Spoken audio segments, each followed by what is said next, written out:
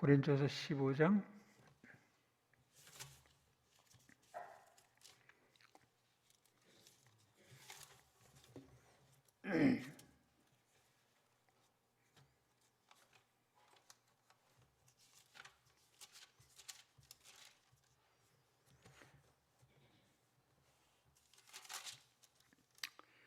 죽은 자의 부활도 그와 같으니 썩을 것으로 심고 썩지 아니할 것으로 다시 살며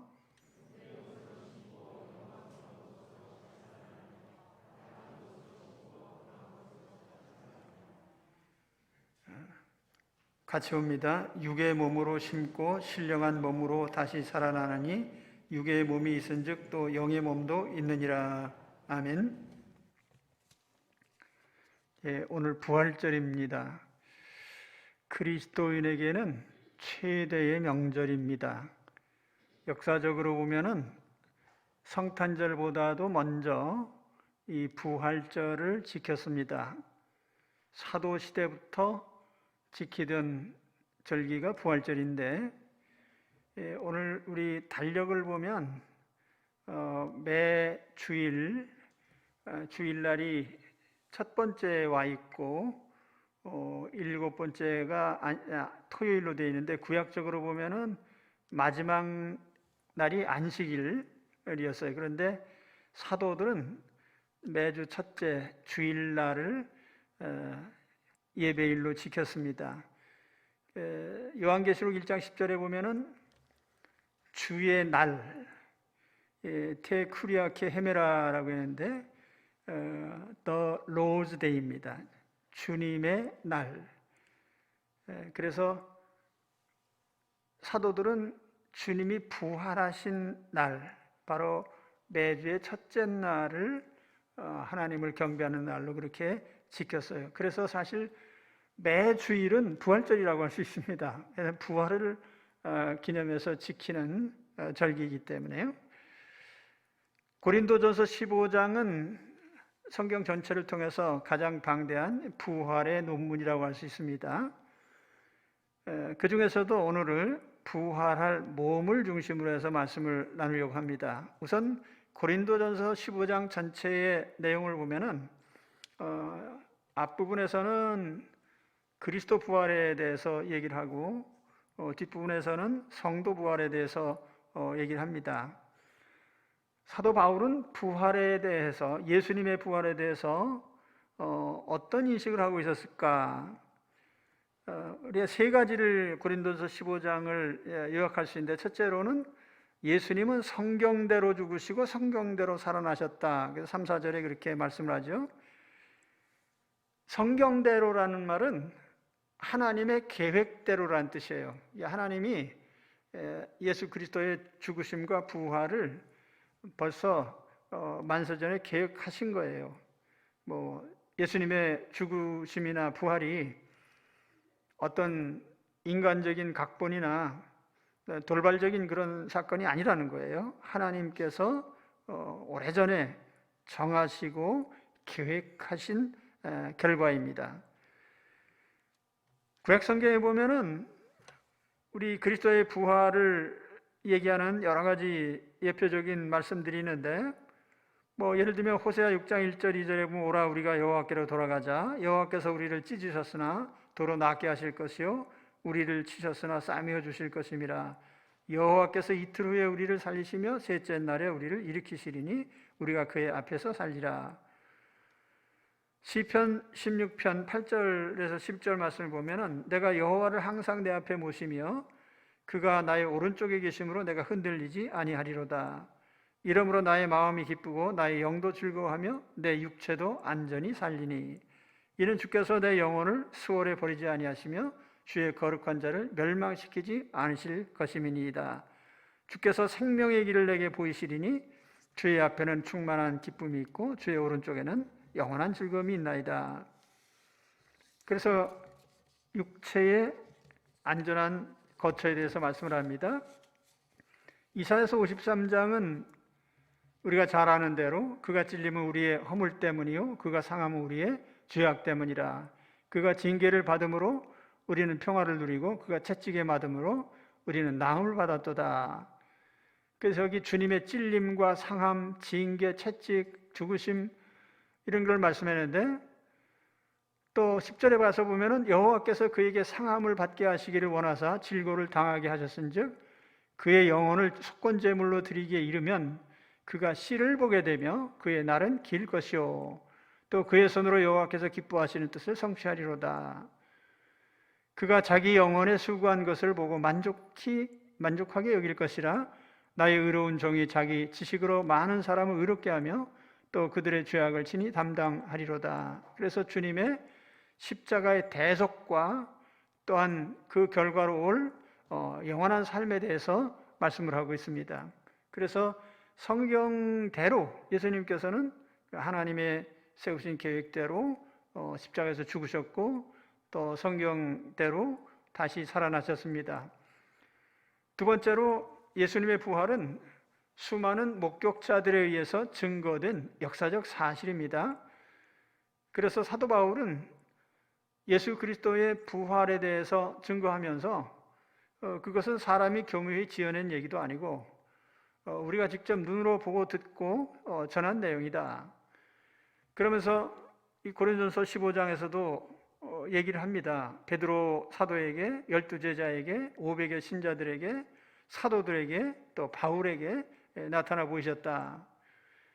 그래서 부활은 인간적인 작품도 아니고 만들어낸 이야기도 아니고 역사적으로 일어났던 사건이며 또 많은 목격자들이 현존하고 있는 고린도전서를 15장을 쓸 당시 물론 많은 목격자들이 또 세상을 떠났겠지만 또 많은 사람들이 아직도 있는 그런 상황이죠.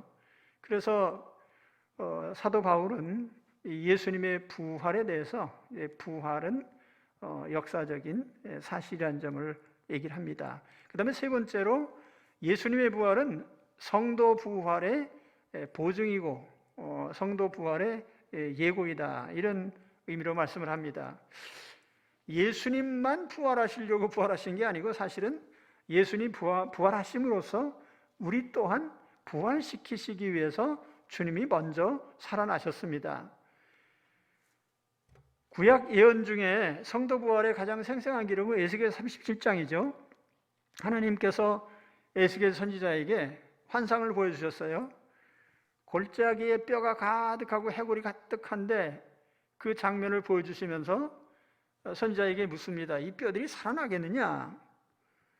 그러니까 에스겔이 상식적으로 경험적으로 예, 살아날 수 있습니다 이렇게 말할 수가 없잖아요. 예. 그래서 그럴 때 하는 대답이 주께서 아십니다. 에스겔도 그렇게 대답했어요. 하나님 아시면서 왜 내게 물으십니까? 난 잘 모르지만. 그런데 그때 하나님께서 이 장면을 보여주셨어요. 뼈와 뼈들이 서로 연결되고 거기에 살이 붙고 생명이 살아서 움직이는 그런 몸으로 일어나는 장면을 보여주셨습니다. 물론 이것은 이스라엘 백성을 회복하실 영적인 회복의 의미도 있지만 또한 육신적으로도 하나님께서 살리실 것을 예고하신 것이죠. 그래서 에스겔 37장 13절에 보면 이렇게 얘기를 합니다. 내 백성들아, 내가 너희 무덤을 열고 너희 거기에서 나오게 한즉 너희는 내가 여호와인 줄을 알리라. 내가 또 내 영을 너희 속에 두어 너희가 살아나게 하고 내가 또 너희를 너희 고국 땅에 두리니 나 여호와가 이 일을 말하고 이룬 줄을 너희가 알리라. 여호와의 말씀이니라. 분명히 여기에 무덤을 열고 살아나오는 육체적인 살아남, 그리고 또한 영을 일으키심, 이렇게 해서 분명하게 구별을 하고 있죠. 그래서 사도 바울은 이와 같이 예수님의 부활이 우리 성도 부활로 이어지는 것을 말씀을 합니다. 만일 이 부활이 없다면 기독교 신앙은 헛것입니다. 현세의 삶이 전부이고 그 이후로 아무 것도 기대할 수가 없다면 우리는 미래가 없는 삶을 살게 되는 거예요. 내일이 없는데 어떻게 경건하게 살 필요가 있겠습니까? 그래서 고린도전서 이 말씀을 기록하면서 바울이 그렇게 얘기를 하잖아요. 부활이 없으면 내일 죽을 터이니 먹고 마시자 그러면서 산다는 거예요. 어떤 사람이 그런 얘기를 했죠. 내일 세상에 종말이 올지라도 나는 한 그루의 사과나무를 심겠다. 되게 멋있는 말인데 실제로 그렇게 사는 사람은 단 한 사람도 없습니다. 세상 사람들은 어디까지나 현세에서의 삶의 전부를 찾으려고 해요. 하루를 살아도 신나게 먹고 놀다 살자, 그러고 죽자. 그러다 보니까 사실 경건이라고 하는 것이 세상 사람들에게는 아무 의미가 없어요. 자제할 필요가 있습니까?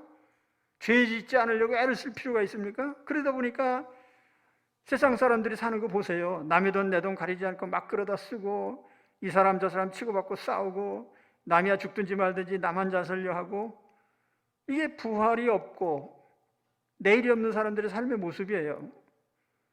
우리 그리스도인들도 부활이 없다고 하면은 우리가 도덕이고 윤리고 따질 필요가 없잖아요. 그것도 실제로 세상 사람들은 그런 식으로 살아갑니다.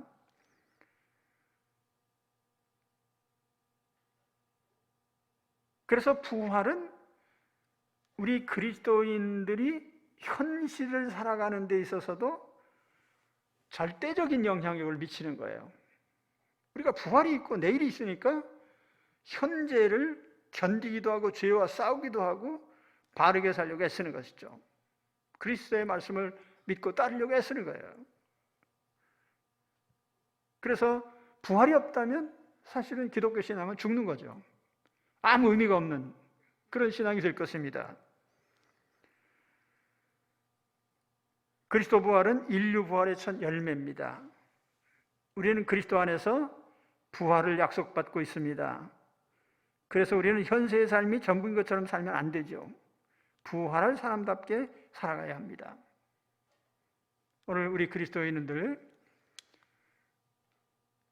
먼 장래에 나타날 그런 미래적인 일이 아니에요. 사실은 우리는 누구나 조만간 죽잖아요.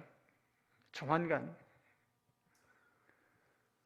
그래서 이 부활은 그리스도인이 항상 마음에 새기고 담고 있어야 될 우리 삶의 주제이고 이유이고 목표입니다. 오늘 집중적으로 말씀드리려고 하는 것은 우리 자신의 부활인데, 그러니까 예수님이 부활하셨기 때문에 우리도 부활해요. 그럼 언제 어떻게 부활하느냐?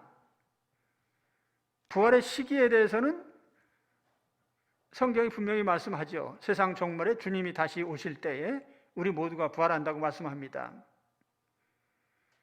부활의 시기보다 더 우리에게 있어서 실질적으로 중요한 것은 부활체예요.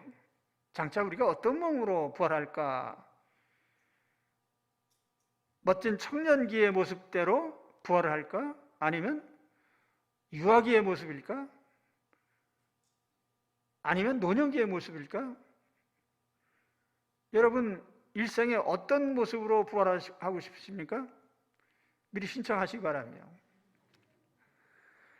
그런데 성경에 보면은 우리 부활할 몸에 대해서 분명히 사도 바울이 4가지를 얘기하고 있어요. 그래서 오늘 성경에 있는 말씀, 읽어드린 말씀대로 바울은 여기 우리 죽을 몸이 부활하는데 4가지 특징이 있어요. 죽은 자의 부활도 이와 같으니 썩을 것으로 심고 썩지 아니할 것으로 다시 살며 욕된 것으로 심고 영광스러운 것으로 다시 살아나며 약한 것으로 심고 강한 것으로 다시 살며 육의 몸으로 심고 신령한 몸으로 다시 사나니 육의 몸이 있은즉 또 신령한 몸이 있느니라. 이 4가지를 얘기를 해요. 하나하나를 설명드리면 첫째는 썩지 않는 몸입니다. 그 헬라어 표현대로 하면 이 전치사 en, 그래서 썩는다는 단어 앞에 말하자면 썩지 않게, 그런 뜻입니다. 썩지 않게. 현재의 몸은 썩을 몸이죠. 썩을 몸. 다시 말하면 소멸될 몸, 사라질 몸, 없어질 몸, 그런 뜻입니다.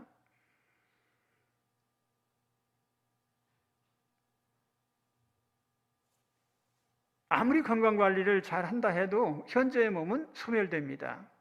우리가 몸 치장을 열심히 하고 그래서 젊게 보이려고 애쓰지만 내 세월 지나면 어쩔 수 없이 다 피부는 쭈글쭈글해지고 허리는 굽어지고 노화되는 거 어쩔 수가 없어요. 그래서 저도 가끔 하나님께 엉뚱한 기도를 합니다. 하나님, 죽을 땐 죽더라도 죽는 날까지 허리가 좀 뻣뻣했으면 좋겠습니다.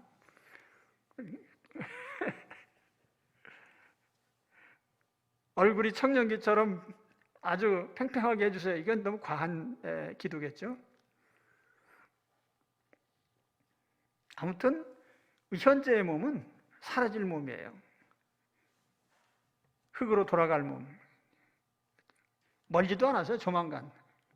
사람마다 전부 예약 받아 놓고 있어요.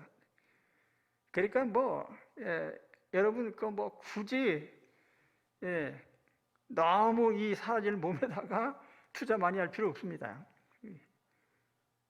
썩을 몸이에요, 지금. 우리가 가진 몸이. 가끔가다 한 번씩 자신을 돌아보면서 스스로 각성하셔야 돼요. 내 몸은 썩을 몸이다. 썩을 몸이니까 조금 아프더라도 그냥 참고 견디시고, 썩는 거에 비하면 그래도 낫잖아요. 그러니까 썩을 건데 어차피 좀 서서히 썩어가고 있다.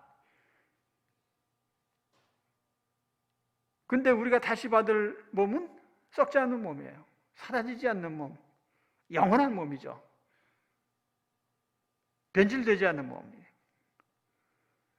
그러니까 아주 하나님께서 영원히 변하지 않고 존재하는 그 몸을 우리에게 주실 것이에요.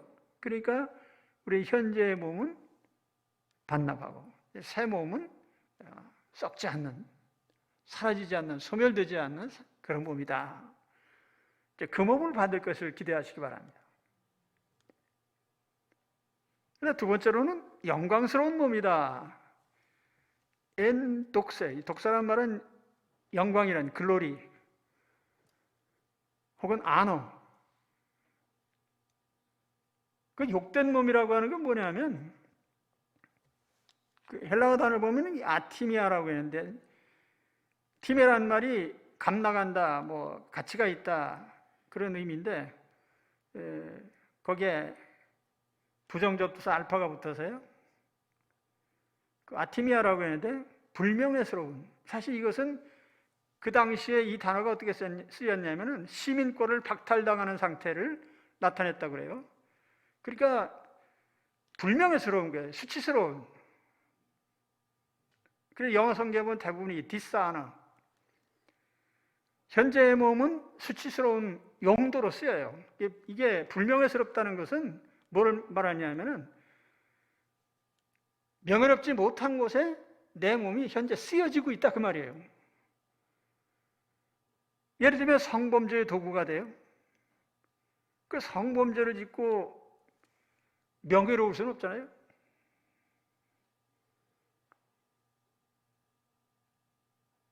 도적질하고 폭력을 휘두르는 데 쓰이고, 가지 말아야 될 것을 돌아다니고, 보아서는 안 될 것을 두 눈으로 보고, 듣지 말아야 될 것을 열심히 듣고, 말하지 말아야 될 말을 열심히 입을 벌여서 얘기를 하고, 그게 내 육체가 쓰여지는데 도대체가 명예롭지 못한 거예요. 불명예스러운 일에 내 몸이 자꾸 쓰여져요. 차라리 육체가 없다면 죄 짓지 않았을 텐데, 이 육체가 있기 때문에 자꾸 죄를 져요. 입으로 짓고, 눈으로 짓고, 귀로 짓고, 손, 발로 짓고. 갈라디아 5장 20절에 보면은 육체 일은 현저하니 곧 음행과 더러운 것과 호색과 우상숭배와 술수와 원수 맺는 것과 분쟁과 시기와 분냄과 당짓는 것과 불리함과 이단과 투기와 술 취함과 방탕함과 또 그와 같은 것들이라. 이 모든 것이 다 현재 불명예스러운 육체 때문에, 육체가 잘못 사용되기 때문에 오는 결과들이에요. 그렇다고 하면은 부활한 몸은 어떤 몸이냐? 우리 부활할 몸은 영광스러운 용도에만 쓰입니다. 하나님이 기뻐하시는 곳에 쓰이는 거예요. 옳은 일에 사용이 돼요. 하나님을 경배하고 찬양하는 데 쓰입니다. 정의롭고 선한 일에 사용이 돼요. 그러니까 그 몸을 가진 것 자체가, 몸을 움직이고 활동하는 것 자체가 영광스럽고 명예로운 그런 삶이 되는 것이죠. 여러분, 오늘 내 육체를 보세요. 내가 몸 때문에, 얼굴 때문에 죄를 짓게 되는 것이 많은지, 좋은 일에 더 많이 쓰임받는지, 10번 좋은 일에 쓰임받다가 한 번 나쁜 일에 쓰임받아도 불명예스러운 거예요.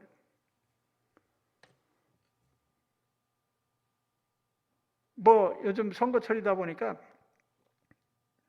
서로 아이고 훌륭하십니다. 그렇지만 저도 괜찮으니까 뽑아주세요. 이게 아니고 너는 형편없으니까 너는 그만둬야 돼. 뭐 이런 식이야 전부. 그 한두 가지 잘못하고 물고 들어져가지고 서로 그냥 헐뜯고 그 자체를 보는 제 입장에서는 매우 실증나요. 서로 좋은 점 찾아서 얘기해줘도 선거에 떨어지진 않을 텐데 꼭 나쁜 말만 해야 그 상대를 떨구는가. 그 발상 자체가 조금 그런 것 같아요.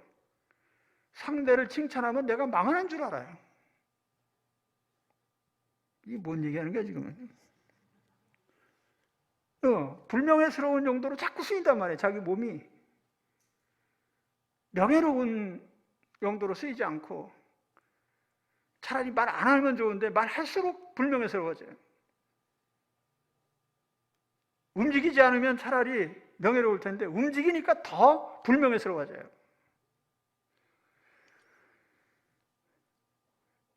감사한 일은 우리가 예수 그리스도를 믿는 사람이 된 것입니다. 그리스도 안에서 우리의 몸이 본래의 용도를 찾아야 돼요. 그래서 내 입으로 복음을 전하는 입술이요, 찬양의 입술이요, 칭찬하는 입술이요, 격려하는 입술이요, 명예롭게 쓰여지는 그런 몸이 될 것입니다. 장차 우리가 부활하게 되면 부활한 우리 몸은 나쁘게 쓰일 일이 없기 때문에 항상 명예로워요. 그런 몸으로 우리가 부활할 겁니다. 네, 좋아하시지도 않네요. 그러니까 우리가 명예로운 몸으로 부활할 것이 약속돼 있어요. 할렐루야. 세 번째로는 강한 것으로 두나미. 두나미스라는 말도 능력, 힘을 나타내는 거예요. 능력 가운데 있게 된다. 그런 뜻인데요. 현재의 몸은 약한 몸이에요.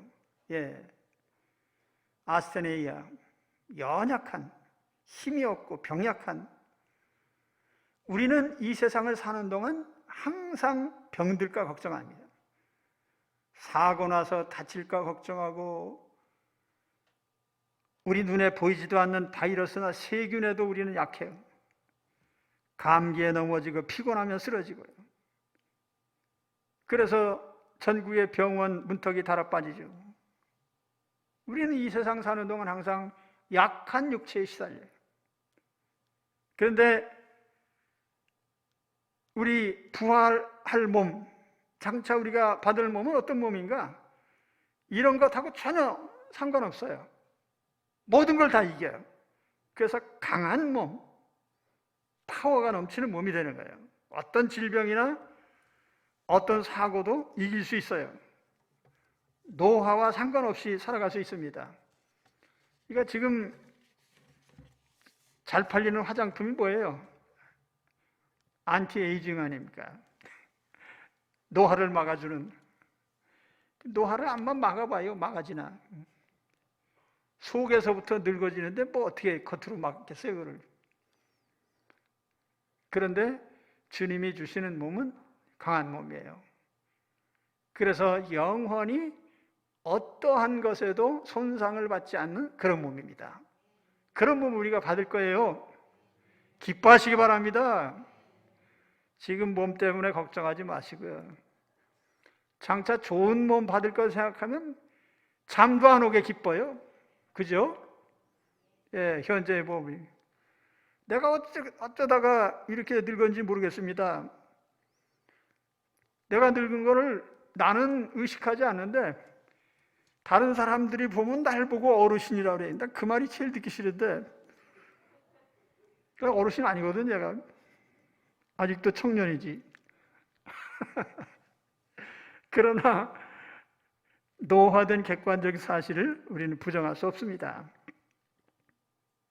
그래서 항상 바라는 건 내 몸은 어차피 다 이제 약한 몸이니까 무너질 것이고 강한 몸을 기대하면서 사는 거죠.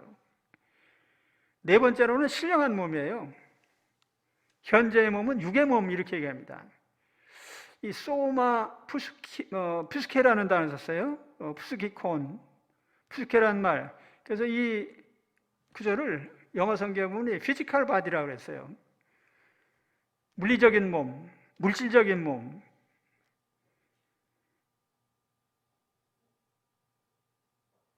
또 어떤 영어 성경에 보니까 내추럴 바디라고 했습니다. 자연스러운, 자연계의 몸이죠. 자연계의 몸. 물리적인 몸을 얘기하는 거예요.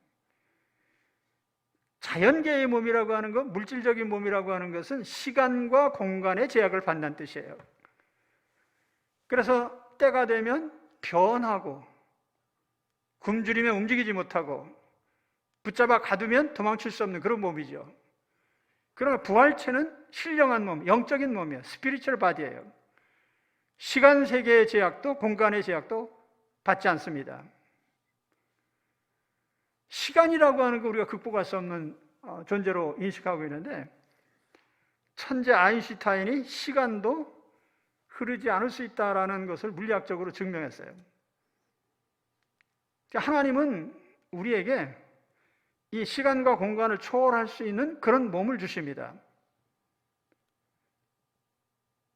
부활하신 예수님을 보면은 문을 다 걸어 잠갔는데 나타나셨어요. 그러니까 우리가 장차 그런 신령한 몸을 받을 것입니다. 시간과 공간의 제약을 받지 않는 그 몸을 우리가 받을 거예요. 기뻐하시기 바랍니다. 부활절날 제일 기뻐할 게 뭐예요? 내가 현재의 몸이 무너지는데 내가 받을 몸을 생각해보고 부활할 몸을 생각해보니까 너무너무 기쁜 거예요. 아, 내가 이런 몸을 받게 됐네. 그렇잖아요? 내가 하나님께 반납할 몸은요, 형편없는 몸이에요. 썩어질 몸, 욕된 몸, 약한 몸. 그런데 부활할 몸은 썩지 않는 몸, 영광스러운 몸, 강한 몸, 신령한 몸. 그러니 이거를 알기만 하면요, 당장 바꾸겠어요. 현재 있는 몸을 굳이 유지하려고 애쓸 필요도 없어요. 빨리 반납하고 새 몸 받는 게 낫지. 그렇죠? 아멘들 안 하시네요. 그래도 좀 이따가 바꾸고 싶습니다.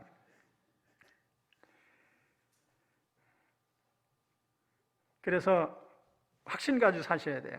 내가 현재의 몸은 이런 정도의 몸에 불과하지만 또 실제로 그렇잖아요. 우리가 얼마든지 확인할 수 있는 거 아니에요.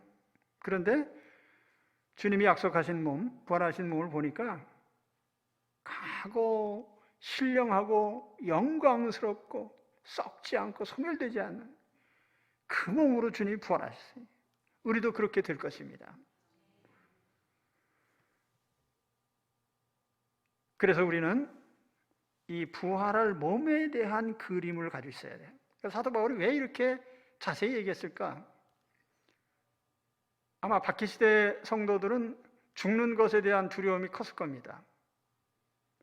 그래서 데살로니가 전서 말씀에도 보면은 거기 자는 자들에 대해서 얘기를 하는데 순교를 당하는 성도들 입장에서 보면은 물론 이후에 어떻게 될 것을 확실히 알고 있다면 문제가 없는데 확실히 알지 못하면 두려움으로 다가오는 거예요. 죽음이 두려움과 공포로 다가올 때예요. 너희는 이런 몸으로 일어날 거야 라고 우리에게 확실하게 얘기해 주고 있는 것입니다. 이 몸을 그리고 사시기 바랍니다. 내 몸은 이렇게 살아날 거다. 그 부활의 씨를 우리가 가지고 있어요. 자, 그래서 우리가 몇 가지 적용할 말씀을 드리려고 합니다. 우리가 이와 같이 부활할 몸을 약속받고 부활의 씨를 가지고 살고 있기 때문에 우리는 어떻게 살아야 되냐? 현재의 육체보다 미래의 육체에 집중을 하면서 살아야 돼요. 현재의 육체보다 미래의 육체에 집중하면서 살자. 부활은 육체 문제예요. 영혼은 소멸되는 게 없어요. 그냥 영원히 존재합니다. 영혼은 죽지도 않고 부활할 일이 없죠. 부활은 육체에 적용되는 말씀이에요. 우리 육체가 그만큼 의미가 있다는 뜻이에요. 하나님이 인간을 창조하실 때 영혼을 창조하시고 육체를 창조하셨는데 육체는 값이 없어서 그냥 버릴 몸이 아니고 똑같이 소중해서 우리에게 영혼이 소중한 만큼 육체도 소중한 가치를 지니도록 하나님께서 창조하신 겁니다. 그래서 현재의 몸도 우리가 반납을 하지만 새로 받을 몸은 그만큼 최고의 가치를 지닌 몸으로 우리에게 돌려주신 거예요. 그런데 우리가 현재를 살아가는 시점에서 보면은 우리가 과도하게 현재의 몸에 매달려 있다는 거예요. 현재의 몸. 미래의 몸에는 별로 관심을 안 두고 현재의 몸만 위하려고 하는 거예요. 반납할 몸에만 관심을 가지고 새로 받을 몸에는 관심이 없다고 말이에요. 그러니까 삶이 약해지는 거예요.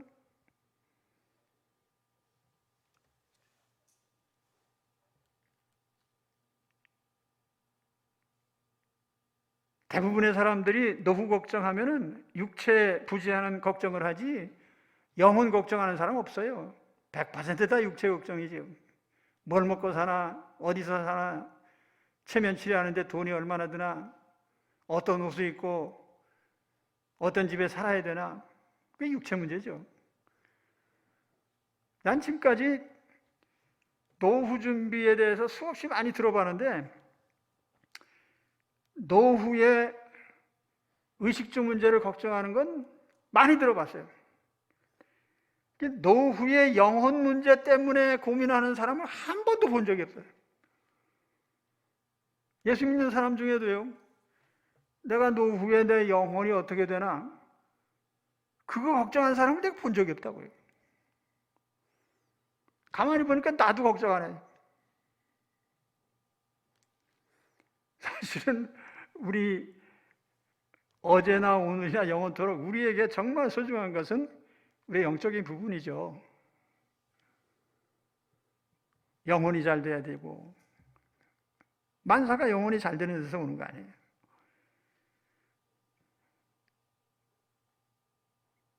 다만 우리가 육체가 있고 육체의 삶이 중요하기 때문에 걱정은 해야 되지만 그러나 세상 사람들과 같은 차원의 걱정을 해서는 안 됐다는 거예요.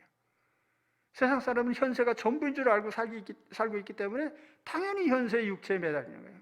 우리 그리스도인들은 새 몸을 받을 걸 약속받았는데 그걸 생각하면서 집중하면서 살다 보면은 현재에 있는 육체에 대해서는 과도히 걱정 안 하게 되는 것이죠.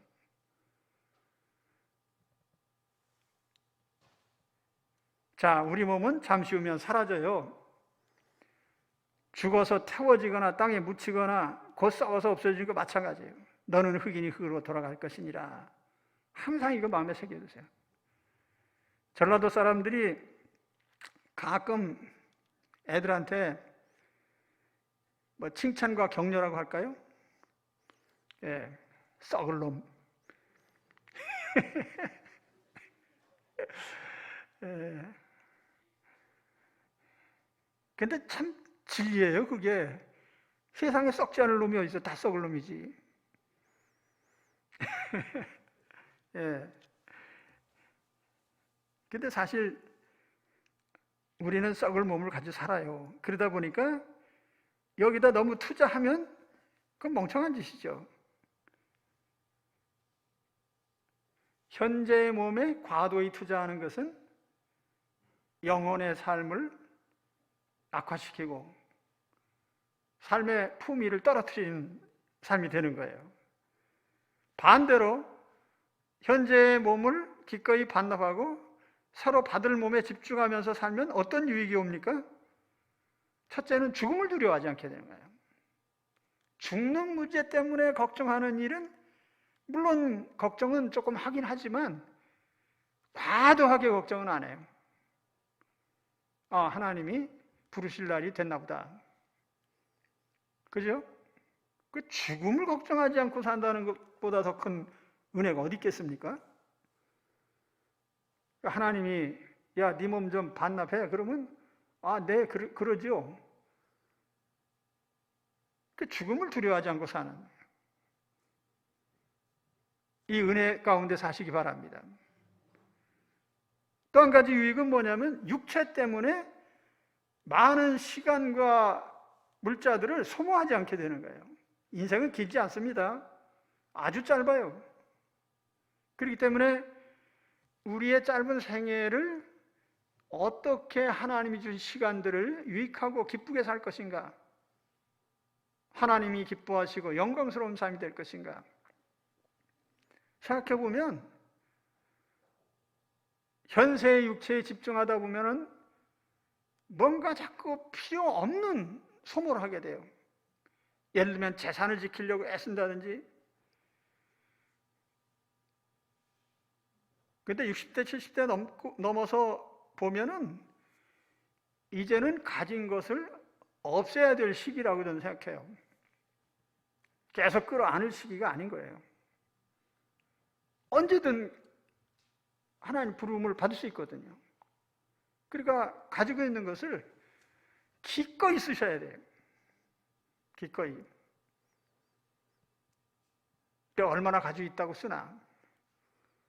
그때 뭐 사람마다 필요한 만큼 주실 테니까 쓰다 보면 갑니다. 그냥 하나님이 됐다 그러면 가면 되는 거예요. 제가 이제 사역을 마칠 준비를 하면서요, 제일 먼저 없앤 게 책이에요. 책. 서재에 있는 책들 누가 가져가냐고 물어봤더니 아무도 안 가져가요. 그래서 누가 와서 가져간다 그럴래 차로 와서 다 실어가라고 했어요. 그거 책 살 때 어떤 때는 끼니도 힘들 때에도 책 사느라고 돈을 엄청 들어갔거든요. 할부로 막 그냥 고생하면서 산 책인데 나중에 지나고 나서 보니까 뭐가 아깝지 않더라고요. 어차피 내가 세상 떠나면 다 없어질 건데 현재 내가 가지고 있는 것들이 다 그런 거예요, 사실은. 그래서 될 수 있으면 큰 집 팔아서 다 쓰시고, 좋은 충고를 제가 하고 있죠. 그래서 인생을 과도히 쓸데없는 일에 소모하지 말아라 그 말이에요. 현재 육체에 집중하다 보면 내 영혼아 내가 어찌하여 낙심하며 어찌하여 내 속에서 불안해하는가. 너는 하나님께 소망을 두라. 그가 나타나 도우심으로 말미암아 내가 여전히 찬송하리로다. 내 영혼아.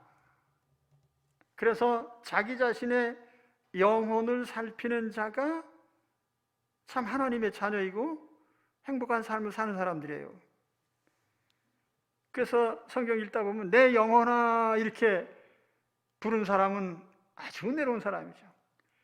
내 육체야 이렇게 부른 사람, 그거는 형편없는 사람이고 불행한 사람이고. 한번 따라해 봅시다. 내 영혼아.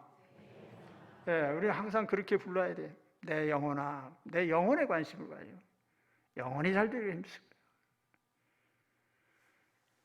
시편 116편 7절에 내 영혼아 네 평안함으로 돌아갈지어다. 여호와께서 너를 후대하심이로다.